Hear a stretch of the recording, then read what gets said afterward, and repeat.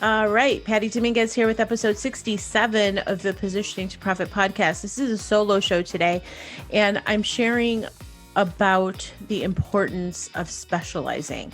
There is some risk there that people feel that if they specialize, they in essence are ostracizing potential clients, or am I niching down too much, or they have this fear of loss is what I'm seeing. And it is something that's very real. And I'm going to help to decipher and disseminate what that means when we talk about specializing. Let me do it again. What it means to specialize as a way to position yourself to profit. All right, here we go. Let's go.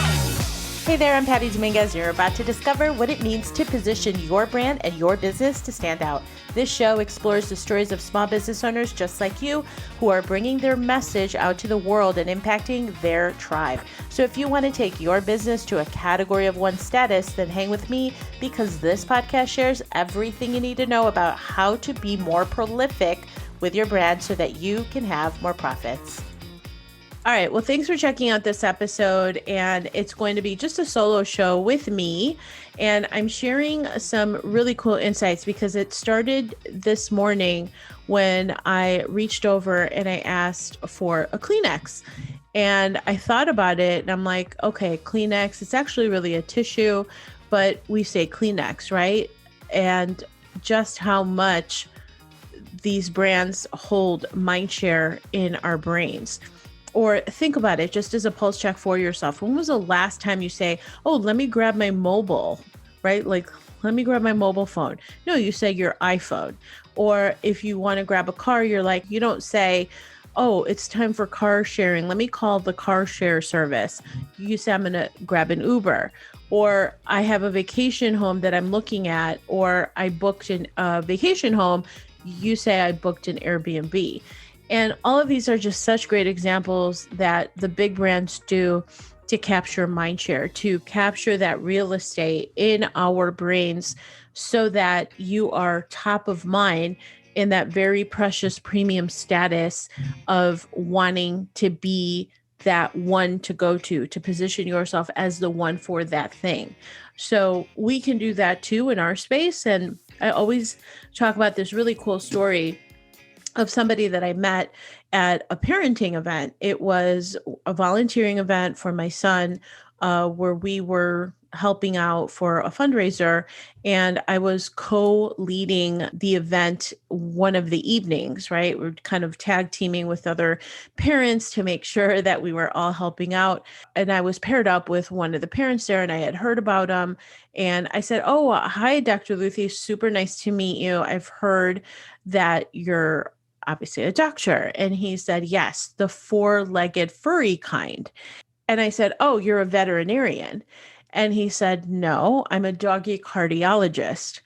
And I said, I see exactly what you did there. And the reason why that stuck out to me and the reason why I use it as a perfect example of positioning is that is what he did. Now, I had a great conversation with him, asking him because I was super intrigued of what it meant to be a doggy cardiologist. And he had said that he just so happened to fall into it when he was going to veterinary school. He had a mentor who was a cardiologist, and he just learned directly from him and was able to really refine his skill set to be the premier doggy cardiologist, had opened up a practice, and then years later sold it to a corporation of which he was still a consultant, and he had like a 4-month wait list. And that is a perfect example of the power of positioning yourself, of specializing, of what is it that you want to be known for. Just like the doggy cardiologist, he could have easily just stayed in his lane and said, oh, let me be a veterinarian so I can get more business. But what happens when you do that is that you become one in a huge pool of options, and it's just not special. Instead, what Dr. Luthi did, without even realize how ninja this was, right? Without realizing the power of what he had done, he specialized in such a way that he became that category of one. He became the top of mind status as a doggy cardiologist. And there was equity in what he had built because a corporation bought his practice. So that corporation wouldn't have potentially bought the practice if it was just a regular Joe Schmo veterinarian. So follow what the doggy cardiologist did, because that's exactly how we should be looking at our own businesses. I can tell you firsthand that for me, when I, for a hot minute, was saying that I was a business coach, it's not exciting. It wasn't standing out. And so I really had to hone in on what is it that I want to specialize in, that I want to be known for. And now very clearly I say positioning to profit. I'm a positioning expert. I help you create your category of one so that you can make the competition irrelevant. That's what I stand for. Now, does it go into other areas of marketing? Yes. Do I talk about funnels and things like that? Yes, things that are relevant to where my clients are. But what I want to be known for is positioning. So when you specialize, there's a lot of benefits to that. And it all comes down to claiming your space, claiming what I call the white space so that you're capturing mind share. The other benefit is that you're memorable. The other benefit is that you can also command a higher premium as a result of that. And so I really want you to see specializing as an opportunity and not a risk. If you've ever been in that situation where you think you're like, yeah, but I'm going to be turning away business, that it by no means is the case. I had a great conversation with a young entrepreneur where she reached out and I'm like, yeah, sure, let's talk, just as a pure give, as an act of what my mentor calls Aini, where I'm just giving to give because I know that I can serve and help somebody. And we had a great conversation and she was asking about this very thing, is that there was a sense of fear that she was going to be somehow missing out, like some FOMO, like there was some fear of missing out if she, in fact, was specializing. And I kind of brought to light the fact that, no, this is the opportunity, is you want to make sure that you're standing for something that other people recognize as that thing that you're standing for, so that it's clear to them that mind share that you're capturing. And therein lies the massive opportunity, is that when you specialize, you're going to become more memorable. I know that happened when I focused and I said, I'm a positioning expert, and I really became a student of the game. And I look and I'm always constantly refining to make sure that I'm always standing in integrity, but more importantly, so that I know that I can deliver in integrity what I say, what I'm going to do. So if you are in a situation where you're not sure what you stand for or what you could specialize in, what is it that you could do that really makes you happy, right? That is something that you enjoy doing. Because if you're just doing it for the money, which was a conversation that came up with a young entrepreneur, she's like, yeah, but that pays me more. Okay, but that's only going to be short term, because if it doesn't really jazz you up, if it's not something that excites you, like you need to Marie Kondo your career, right? Does it bring you joy? Because if it doesn't, you're only doing it, and chances are it's going to be a short term thing.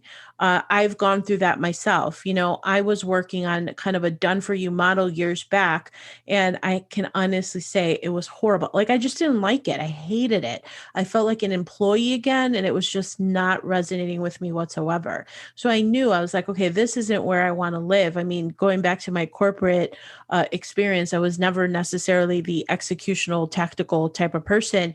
I've always been more strategic. So just really tapping into what are the skills and the areas that I really want to live in, the things that bring me joy, and how do I refine it?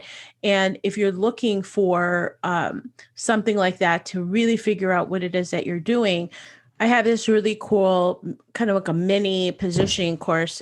If you just go to positioningtoprofit.com/free, FREE, again, positioningtoprofit.com/free, you'll get that for yourself. It's like a 3-parter.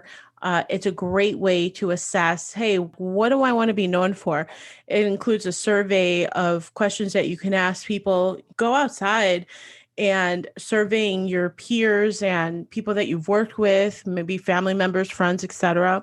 And so at any rate, it'll help guide you and if anything, get your wheels turning so that you can start that process of really figuring out where the opportunity is, of where you can specialize, in case you don't know where you can specialize. So that is my recommendation. You for sure should consider specializing, because not only are you going to stand out, you can charge higher premiums, and you can really claim that white space that is just prime real estate as it relates to capturing that mind share and really building that category of one.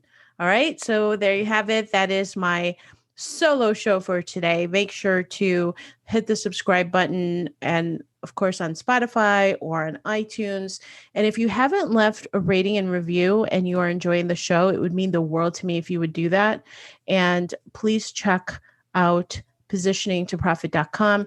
There's an advisory program that I'm rolling out early next year. And if you want more information, just go to positioningtoprofit.com. I hope that you are building your category of one and making your competition irrelevant. All right. Thanks so much. See you next time.